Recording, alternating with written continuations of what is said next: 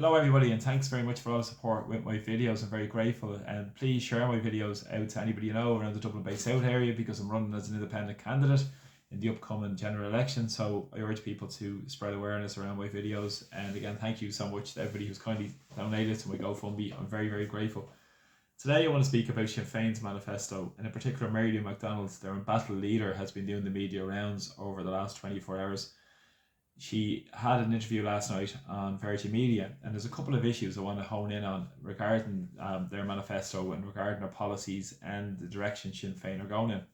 Now, we've seen over the last few months in our society how Sinn Féin have sidled up as part of essentially a big government in terms of the uniparty system we see at play in the political establishment, where they haven't challenged the status quo. We saw that with the out of touch and disconnected political classes in the context of the referendum defeats, and Sinn Féin actually said at the time that they would rerun those referendums, but now they're trying to forget about it.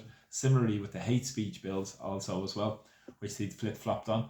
So how can anybody trust them? I've seen them for many number of years in local authorities, and they flip-flopped on issues, sat on the fence, and really propped up the status quo. And it's really cost them because of their failures to listen to people and stand with ordinary people on the ground in terms of immigration policies and many more policies which have seen them lose huge support. But as I said, a couple of huge issues I want to point out in relation to the debate and the manifesto that's very important, and a lot of people might have missed, because one of the facets was about the banking sector. We all know in Ireland how much devastation the banking sector has caused Ireland and people, incalculable damage to so many people in terms of the bailout and in terms of the austerity that was landed upon our shores, and we're still paying back for through the huge amount of national debt. Nearly €45,000 for every man, woman and child is owed back, and so much money every year has been transferred to pay those debts back, and it's absolutely astronomical. And it has huge implications on our policies here domestically. But what's very important around this is that Sinn Féin has been siding up to the bankers and the big developers. And previously, they were looking at this angle around affordable housing. Now, there's an issue with the affordable housing that Sinn Féin are pushing, because they're trying to use public land to build affordable housing. Now, can anybody tell me what affordable housing is? Nobody has a clue. But the important thing is, about affordable housing, is it's a complete another con job, because it's built on public land. And fundamentally, I believe you should, when you're on public land, you should build universal public homes for people. You should increase the thresholds for people who are waiting for public housing, and obviously people who are desperate to get accommodation, and also have lifetime security for people where you pay relative to what your income is. And as I said, you have a secure and real affordable house in terms of linked to your income. But what's important with this Sinn Féin strategy is the fact that they're looking at keeping the land in terms of state ownership, and this then people would then go to the banks to look for a mortgage. Now the bankers are claiming they can't do this because they don't have a lien on the property, and of course the Banking Payments Federation is headed up by Brian Hayes of Fine Gael. Surprise, surprise. So Sinn Féin again have created this mess in terms of the affordable strategy they have, rather than standing up on the side of people and building universal public homes and communities for people. But it is fundamentally important, because with this, they've also said that, Mary Lou said, if anybody defaulted on it, the bankers will still be paid back, because they have to get their investment back. So there we have it, Mary Lou standing up for the bankers again, rather than ordinary people. But the important facet with the next part of the strategy has been around the issues around the high earners. A lot of consternation in the media classes in particular. You've seen so much where they've spoken about the fact that Trump presidency is going to be a big danger. But Mary Lou McDonald has said there will be no danger, because she's fully supporting all the big multinationals. So will she challenge them in terms of taxation? Doubtful. But we'll wait and see what transpires there. But she also said that anybody over €100,000 will be better off under Sinn Féin. Now, what does that call for? That calls for the very high earners in our society be better off.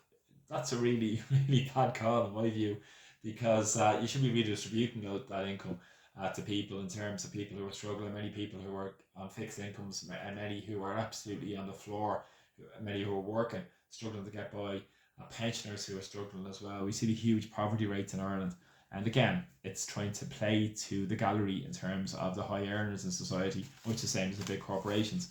So they won't challenge the control around the European Union, the neoliberal strategy also.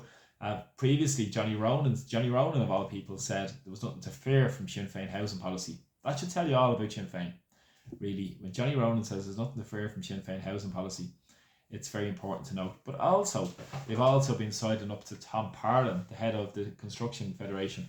Now, Tom Parlon is ex-Progressive Democrat, and also it's very important because this man has been responsible for a lot of the privatisation policies through his part in government, involved with Mary Harney in government, and a lot of the neoliberal agenda has been pushed through people like Tom Parlon. And of course, he's doing the bidding now for the big developers.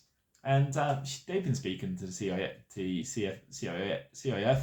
and they've been quite happy to sidle up and contribute and support their big drive towards big developers. So there we have some of the housing strategy, but the other issue obviously is around the immigration strategy, which they're completely all at sea at. And it's interesting that she's trying to point the finger at the international protection system. Of course, Mary Lou would say nothing about cheap labour, would say absolutely nothing about the huge profits we made by commercial property owners, and didn't say where she would put migration, asylum seeker centres in the future, in which the same as the Irish government are the same. I haven't announced where they're going to put them. She said she would put them in affluent areas, but whereas the plan to say where they would put them, rather than standing up for our sovereignty and Irish independence in terms of perhaps working towards the sea border and issues like that, where we should be looking at in terms of doing it, uniting north and south around those issues. And it's vitally important if you're standing up for the interests of ordinary people. And this is critically important because you never said anything about the work permit scandal or the student visa scandal. But of course, Mary Lou McDonald wants to uphold the status quo and will make small little incremental, maybe small changes. Nothing drastic, nothing that will challenge the power and control in society. You saw that, for instance, up north, and them signing up with going to the coronation of King Charles and all this sort of stuff. It's absolutely just despicable in terms of standing up for the interests of the people here in Ireland, rather than signing up to any imperial or foreign power. Needless to say, we were colonised for many years, but obviously now we're being colonised through the economic policies of the European Union. So this has to be challenged. We need real change in Ireland. We need to bring power back and take it back to our communities and stand up for real democracy, where people have a say in what goes on in their daily lives to make sure and ensure our citizens' needs are met and addressed. So thanks for the support. Please press like to my Facebook page, other channels as well, and YouTube also as well. And vote Peter Dooley #1 in the upcoming Dublin Bay South general election. Thank you. Slán.